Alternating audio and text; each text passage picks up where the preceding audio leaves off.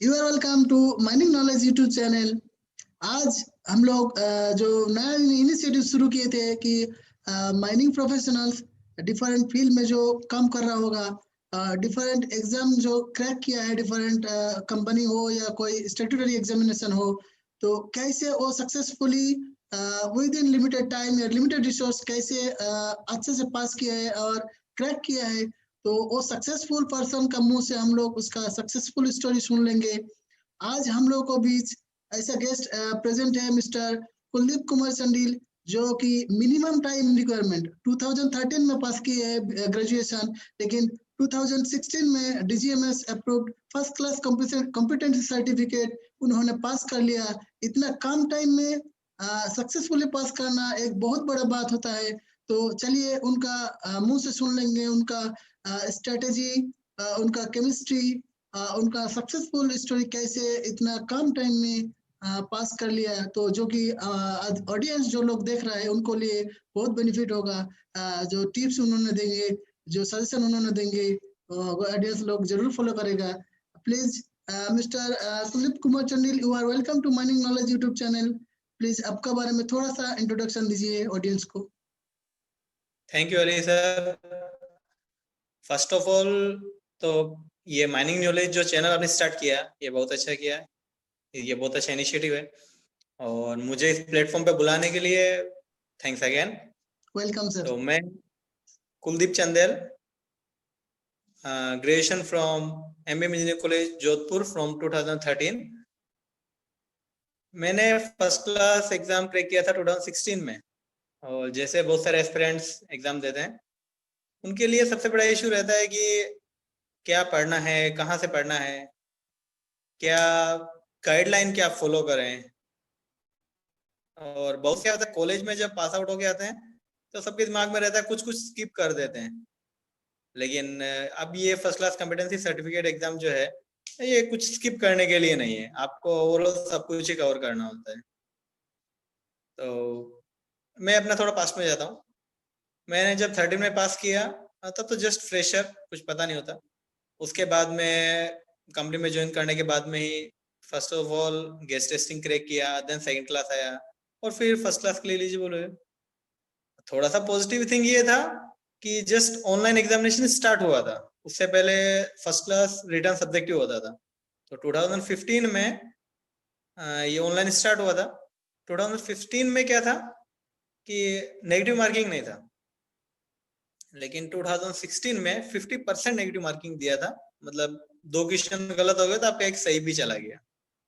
तो और इस साल उसके बाद में 16 के बाद में अब स्टार्ट होगा 2021 में।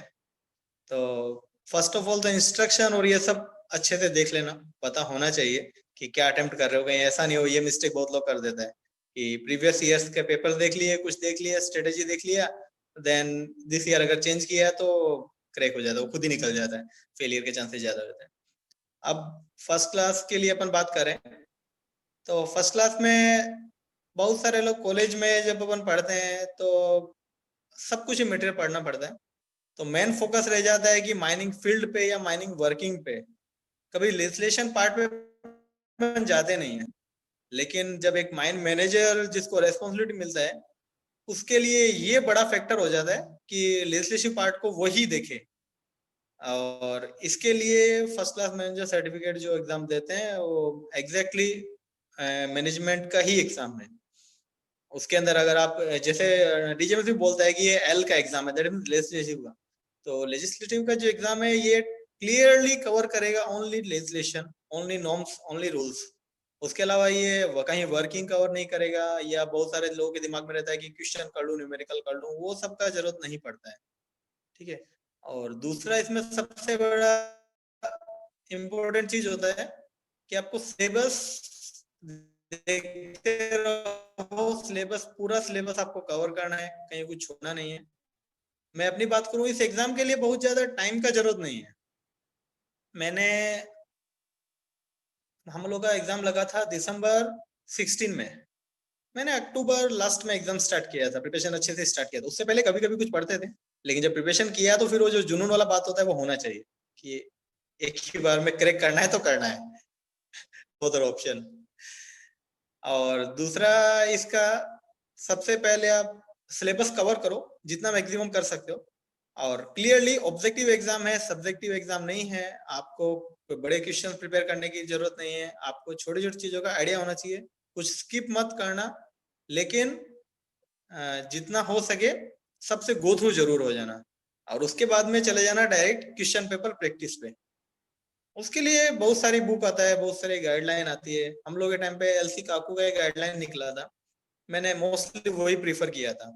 उसके अलावा मैनेजमेंट के लिए मैं कुछ एच.एन. कर्मकार की बुक्स भी लेके आया था, वो भी online examination basis, note theory basis.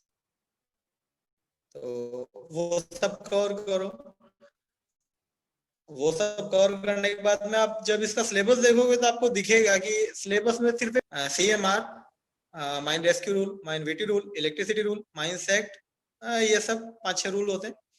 ये सारे एक छोटे से पार्ट में लिखा हुआ है। उसके अलावा बहुत सारा बड़ा पार्ट है मैनेजमेंट का, और एक बड़ा पार्ट होता है सेफ्टी का, एक्सीडेंट्स का, एक्सीडेंट एनालिसिस और वो सब का। तो ओवरऑल ये मैनेजमेंट एग्जाम जो है, इसके अंदर क्या होता है, आपको not only ground, below ground या फिर जो पिट अपना रहता है, ओपन कास्ट का पिट है या फिर अंडरग्राउंड माइंस का है, आपको सिर्फ वहां तक के लिए नहीं है, उस पूरे सिस्टम को रन करने के लिए आपको जो जो नॉलेज होना चाहिए वो इसके अंदर आपको गेन करना पड़ेगा। तो उसके लिए आपको मैनेजमेंट का पार्ट भी बहुत अच्छे से देखना पड़ेगा। ठीक है, बहुत सारे क्वेश्चन बनते हैं। बहुत लोग क्या करते हैं, फर्स्ट ऑफ ऑल मैंने भी स्टार्ट किया था तो सिर्फ CMR और रूल्स पढ़ लें, उसके बाद बाकी स्किप करेंगे, लेकिन फिर जब क्वेश्चन पेपर देखने लगे तो बोले नहीं, इसको स्किप नहीं कर सकते हैं। और दूसरा, हम लोग के टाइम पे भी जस्ट स्टार्ट हुआ था, और अभी तो अली सर हैं और ऐसे बहुत लोगों ने स्टार्ट भी किया। ऑनलाइन प्रिपरेशन का ट्राई करना, ऑनलाइन क्वेश्चन पेपर सीरीज मिल रहा है, मैंने लिया था माइन पोर्टल का लिया था। तो माइन पोर्टल से सारे पेपर्स आपको मिलते हैं, टॉपिक वाइज मिलते हैं, और डायरेक्ट मॉक टेस्ट सीरीज भी मिलता है। तो वो सब करना चाहिए। थोड़ा सा एक्सपेंसिव होता है, लेकिन इतना भी ज्यादा नहीं होता। 2 लोग मिलके अगर करें तो इजीली अफोर्डेबल हो जाता है, और अगर कोई जॉब कर रहा है तो इतना प्रॉब्लम नहीं है, और वही सब करके करो तो हो जाता है, इतना बड़ा बात नहीं है। लेकिन सबसे बड़ा चीज है कि आपका प्रैक्टिस क्वेश्चन पेपर पे, और दूसरा आपको सिलेबस कवर करना है। आउट ऑफ द सिलेबस कुछ नहीं जाता है, कि कोई सोचे कि ये सिलेबस में नहीं है, कहाँ से आ गया, नहीं, आपने कवर नहीं किया होगा, बाकी है सिलेबस के अंदर 5 रूल्स हो जाते हैं, मैनेजमेंट का पार्ट हो जाता है। इसके अलावा कुछ सर्कुलर्स होते हैं, लास्ट 5 ईयर के सर्कुलर देख लो, और एक ये चलता है नेशनल सेफ्टी कमेटी का रहता है, कॉन्फ्रेंस का रहता है, नेशनल सेफ्टी कॉन्फ्रेंस का, उसके रिकमेंडेशंस आते रहते हैं, वो देखने चाहिए। हमारे टाइम में नेशनल सेफ्टी कॉन्फ्रेंस 10 तक हो गया था, 11th के रिकमेंडेशन चल रहे थे, तो वो रिकमेंडेशन से भी अच्छा क्वेश्चन पूछता है, क्योंकि अपना माइनिंग सिनेरियो इंडिया के अंदर देखे तो बहुत चेंज हो रहा है। माइनिंग पर्सन होते थे, एम्प्लॉइज होते थे, वही करते थे, अभी बहुत सारा कॉन्ट्रेक्चुअल बेसिस पे जाने लग गया। तो अपने नॉर्म्स उस हिसाब से प्रिपेयर नहीं थे। अभी 2017 में बहुत कुछ चेंज किया है। हम लोगों ने जब दिया था तब 1957 का था, तब उसमें, और 17 में तो चेंज हो गया, लेकिन उससे पहले ये गैप था कि थ्योरी के अंदर जो है, नॉर्म्स में जो है वो काफी चेंज होता था, और प्रैक्टिकल ग्राउंड पे जब कॉन्ट्रेक्चुअल वर्कर्स और वो सब आते, कि आजकल बहुत सारे अपने माइंस होती है वो आउटसोर्सिंग पे चले जाते हैं। आउटसोर्सिंग मतलब कंप्लीट आउटसोर्स, ये हो गया कॉन्ट्रेक्चुअल हो गया। अब उनका सेफ्टी का क्या है, उनके लिए क्या नॉर्म्स होने चाहिए, उनके लिए मेडिकल एग्जामिनेशन क्या क्या नॉर्म्स होना चाहिए, वो सारे अब कवर कर रहे हैं। तो वो रिकमेंडेशन दिए देते रहते हैं नेशनल सेफ्टी कॉन्फ्रेंस के अंदर। तो हम लोगों का 10 हो गया था, 11th का कॉन्फ्रेंस था, तो उसमें से भी क्वेश्चन बनते हैं। फिर इलेक्ट्रिकल के जो रूल्स रहते हैं उससे भी अच्छे क्वेश्चन बनते हैं। इलेक्ट्रिकल रूल्स को बहुत लोग बाईपास करने का ट्राई करता है, लेकिन उसमें से भी बहुत अच्छे क्वेश्चन बनते हैं, कवर करना चाहिए। और लेकिन क्लियर है, आपको पढ़ना है तो आपको ऑनलाइन एग्जाम के लिए पढ़ना है, ऑब्जेक्टिव टाइप के लिए ही पढ़ना है, लेकिन कवर सब करना है। और उसके बाद प्रैक्टिस प्रैक्टिस करोगे तो कुछ कुछ क्वेश्चंस होते हैं जहाँ पे ट्विस्ट होते हैं, तो वो कवर हो जाते हैं। जब आप कोई मॉक टेस्ट सीरीज दोगे तब हो जाता है। थैंक यू ये सर, सब इतना रहता है। सारा इंफॉर्मेशन देने के लिए। आप मेरे पास और एक पॉइंट आप बोलेंगे कि मैक्सिमम जो लोग फर्स्ट क्लास दे रहे हैं, ऑलमोस्ट मैक्सिमम आदमी लोग कहीं ना कहीं जॉब कर रहा होगा, कहीं ना कहीं एंगेज्ड है। तो जॉब करते हुए फर्स्ट क्लास तो एक इम्पोर्टेंट एग्जाम है, तो उसके लिए जो प्रिपरेशन करेगा तो कितना टाइम देना पड़ेगा? मान लीजिए एक हार्ड एग्जाम है, तो उसके लिए रेगुलरली पढ़ना जरूरी है कि कितना टाइम पढ़ना जरूरी है? आप कितना पढ़े थे, तो इसका बारे में थोड़ा सा पॉइंट आउट कीजिए कि जॉब करते हुए कितना मिनिमम टाइम रेगुलर पढ़ना है कि नोट पढ़ना है या पूरा डिटेल्स पढ़ना है, थोड़ा सा इनके बारे में फोकस कीजिए। जॉब वालों के लिए, जो जॉब कर रहा है ऑलरेडी, तो इसके लिए कैसे प्रिपरेशन करेगा? हाँ, उसके लिए प्रिपरेशन स्ट्रेटेजी सेम है, स्ट्रेटेजी में ऐसा कुछ चेंजेस नहीं है। बहुत सारे लोग होते हैं अपने कॉलेज में भी, हर किसी के साथ में रहता है कि वन नाइट स्टडी करके भी वो अच्छा एग्जाम पास करता है, और कुछ लोग पूरा सेमेस्टर पढ़ते रहते हैं लेकिन नहीं होता। तो ये सबके ब्रेन टू ब्रेन है, ऐसा कुछ नहीं है कि कितना पढ़ना पड़ेगा कितना कम है। बेसिक थिंग है कि आपको कवर करना है, आपको कवर कैसे करना है, दिस योर प्रॉब्लम। अब मेरे साथ होता था कि मेरे को ड्यूटी भी करना होता था, उस टाइम पे मेरे को शिफ्ट में दे के रखा था, तब ये प्रॉब्लम आता था, रेगुलर ड्यूटी भी है और घर पे भी टाइम, फिर उसके बाद रेस्ट के लिए भी टाइम मिलना चाहिए। तब माइंस में बहुत ज्यादा सबके पास टाइम होता है कि अपने को बीच में 1 घंटा या 2 घंटा मिल गया, आप अपनी साइट पे गए, एक बार साइट विजिट कर लिया, आपके पास 1 घंटा 2 घंटा टाइम बीच में आ जाता है कि जब आप चाहो तो गप्पे मार लो और चाहो तो कुछ कर लो। उस टाइम पे अपन बुक साथ लेके जाओ, टॉपिक सेलेक्ट करके रखो, अपना डेली का टारगेट बनाओ, छोटे छोटे गोल्स बनाना, जो सारी एग्जाम स्ट्रेटेजी रहती है कि छोटे छोटे गोल बनाओ और उस गोल को अचीव करने का ट्राई करो। आप एक साथ बोलोगे नहीं मेरे को डायरेक्ट पूरी बुक खत्म करनी है, नहीं होगा। लेकिन अगर आप डेली रखोगे कि मेरे को आज ड्यूटी में जा रहा हूँ, मेरे को आज ये कवर करने हैं, तो ये हो जाता है। ऐसा बात नहीं, मैं यही स्ट्रेटेजी बना के चलता था। जॉब तो करनी पड़ेगी, ऐसा तो नहीं कि अपन फर्स्ट क्लास निकालना है तो जॉब छोड़ दें, लेकिन वो है। और दूसरा उसके बाद में बहुत लोगों का स्ट्रेटेजी होता है, मेरा स्ट्रेटेजी है कि जब मैं कंपटीशन करता था, मैं बाकी सब चीजों को बाईपास कर देता था। मतलब उसके अलावा मेरे को किसी चीज से मतलब ही नहीं होता था कि मेरे को सिर्फ ये करना है तो यही करना है। मैं घर आने के बाद भी खाना खा रहा हूँ तो बुक साथ में है, उसके अलावा कुछ काम कर रहा हूँ तो मेरे दिमाग में, मतलब मेरा ध्यान पूरा हमेशा एग्जाम की तरफ ही रहेगा। तो ये सबका अपना अपना स्ट्रेटेजी होता है, कौन कैसा करे। कुछ लोग होता है कि रात भर पढ़ता है, कुछ दिन में पढ़ेगा, तो अपना। लेकिन सिंपल बेसिक थिंग ये, आपको क्वेश्चंस का प्रैक्टिस होना चाहिए और दूसरा आपको सिलेबस सब कवर करना है। थैंक सिलेबस यू देख सर। रहिएगा, चीजें। और आप कोई गाइडलाइन प्रीफर करते हैं, बहुत सारे अपने जो टीचर्स होते हैं, जैसे रानीगंज में करवाते हैं, अपने कर्मकार साहब क्लास करवाते हैं, तो वहां से भी कर सकते हो, वहां से आपको नोट्स मिल जाएंगे। लेकिन एक्चुअली नोट्स सबसे ज्यादा यूजफुल होते हैं उस बंदे के लिए जिसने वो बनाए हैं। नोट्स अगर अपन कॉपी करें तो वो सब इतना बंदे ये नहीं होता, यूजफुल नहीं होता। ठीक है, अगर आपका टाइम शॉर्ट है, आप करना चाहो कर सकते हो, और अगर किसी के पास टाइम और भी ज्यादा शॉर्ट पड़ रहा है, तो आपको जितना जल्दी कवर हो सके आप सिलेबस कवर करिए और क्वेश्चन पेपर प्रैक्टिस पे चले जाइए। बहुत सारे क्वेश्चन डायरेक्ट आपको मिल जाते हैं या सेम थीम के मिल जाते हैं, तो थैंक यू यही सर, स्ट्रेटेजी है। इतना सारा जानकारी देने के लिए।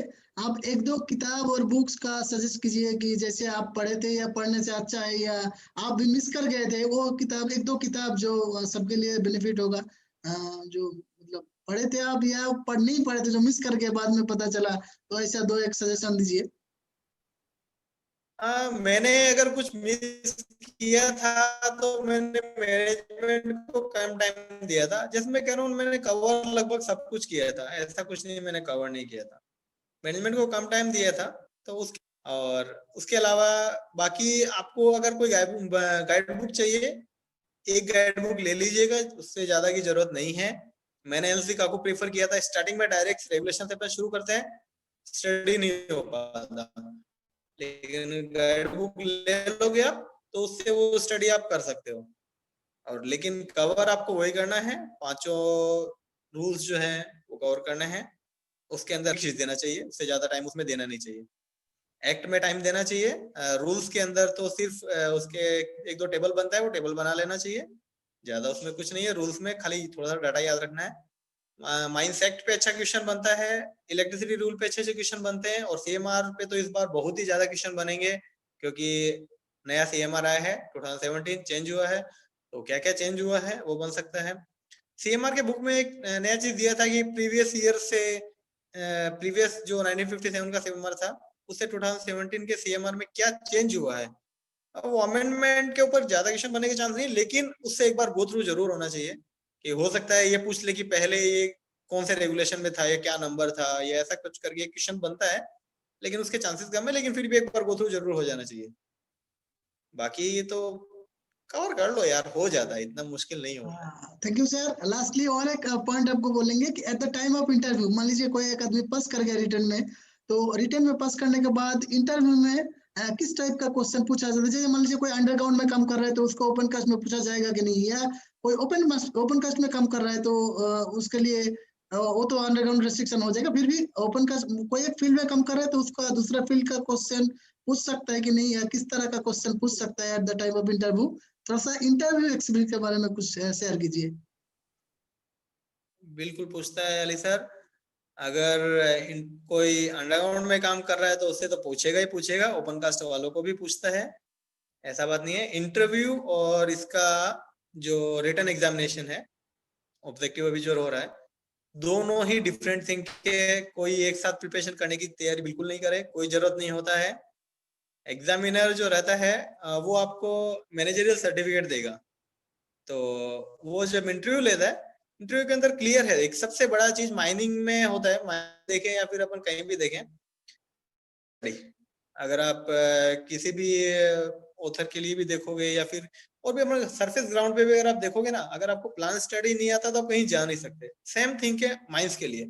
एक मैनेजर को ये जरूरत नहीं पड़ता कि वो माइन के हर पोर्शन में जाके देखे, उसे एक प्लान स्टडी आना चाहिए। तो प्लान स्टडी बहुत इंपॉर्टेंट है। और अंडरग्राउंड में अगर आप काम कर रहे हो तब भी आपको ओपन कास्ट का प्लान स्टडी आना चाहिए, ओपन कास्ट में काम कर रहे हो तब भी आपको अंडरग्राउंड का आना चाहिए। आपके दिमाग में वो सब थीम रहना चाहिए, स्टॉपिंग्स का आइडिया होना चाहिए। ये सब क्वेश्चन पूछा है, और प्लान के ऊपर बहुत क्वेश्चन पूछा है। मेरे से 20 मिनट तक पूछा था, 20 मिनट मेरा इंटरव्यू चला था। तो 20 मिनट के अंदर आई होप 15 मिनट्स तो प्लान पे ही खाया था। तो सब कुछ पूछता है, आपको पूरा टाइम देता है, फ्री होके आप कर सकते हो। और अगर आप प्लान से वो आपसे सेटिस्फाइड हो जाता है, तब वो फिर आ जाता है आपकी पर्सनल वर्किंग पे। मतलब आप कौन सा माइंड में काम किए हो, क्या वहां है, वो वहां के क्वेश्चन पूछता है। फिर ज्यादा इधर उधर नहीं पूछता, क्योंकि मेन पोर्शन रहता है अगर आपने माइंड प्लान स्टडी करना सीख लिया तो वो काफी हद तक कवर कर लेता है। बहुत लोग सोचता है कि इंटरव्यू में ले जाने के बाद हमसे रजिस्ट्रेशन नंबर पूछेगा, इस नंबर में रूल्स में क्या लिखा है, ऐसा क्या है, वो सब जरूरत नहीं है। और कुछ लोग ओवर स्मार्ट भी बन जाता है, उस वजह से रिजेक्ट भी होता है। उसमें कुछ नहीं है, अगर आपको कुछ नहीं आ रहा है क्लियरली एक्सेप्ट कर लो कि सॉरी सर मुझे नहीं आ रहा। बाकी उसके अंदर आप सोचोगे मैं कुछ भी बोलूंगा और सामने वाला मान लेगा, तब वो आपके लिए एक नेगेटिविटी हो जाता है। तो वो नहीं करना चाहिए। बाकी इंटरव्यू और दोनों को सेपरेट रखो। बीच में 20-25 दिन मिलते हैं, आप अपना माइंड का कुछ प्रिपरेशन कर लो। 5-4 दिन सर्वे में जाना चाहिए। सर्वे 5-4 दिन से ज्यादा ही खाएगा। कुछ एक बेसिक क्वेश्चन बनते हैं सर प्लान के ऊपर, वो पूछेगा ही पूछेगा, सिंबल्स याद कर लो, प्लान स्टडी कर लो, वो जरूरी चीज है। लेकिन दोनों डिफरेंट है, दोनों को एक साथ करने की जरूरत नहीं है। रिटर्न निकल जाता है तब आप इंटरव्यू के लिए जाओ। थैंक यू सर, इतना सारे जानकारी और इन्फॉर्मेशन देने के लिए। जो ये इन्फॉर्मेशन बहुत बेनिफिशियल होगा वो लोगों के लिए जो इस बार या next time first class competency certificate के लिए बैठेगा एग्जाम के लिए, तो उन लोगों के लिए बहुत बेनिफिट होगा आपका इतना सारे इन्फॉर्मेशन। थैंक यू इस चैनल में आके इतना सारे इन्फॉर्मेशन देने के लिए। Thank you sir. Thank you sir.